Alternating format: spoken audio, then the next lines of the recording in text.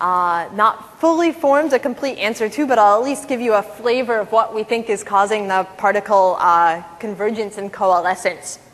One of the questions asked by the audience member was, what is causing the particles to converge and coalesce? And I think there are a few competing factors at play.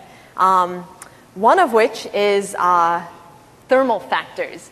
We noticed that we could get the particles to move pretty easily across substrates that were not thermally conductive, like silicon dioxide and silicon nitride. So I think the electron beam is putting a lot of energy into the surface or the substrate, and that thermal energy is causing, I guess, what you might call some liquid skin melting, where the outermost surface of the particle is melting and causing the particles to move more freely across the surface. So I think that's one factor that's playing a role based on high-resolution movies of how the particles are coalescing together.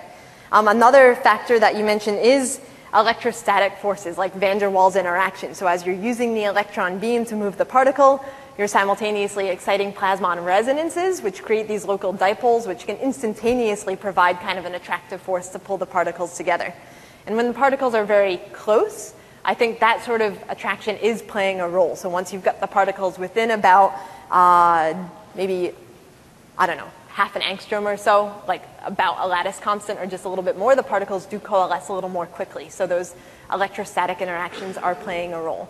Kind of the final effect that I think can't be ruled out is considering the electron beam as essentially providing a gradient force. So the particles essentially trapped underneath a tightly focused electron beam, and that gradient force basically acts to keep the particle within the focus of the electron beam.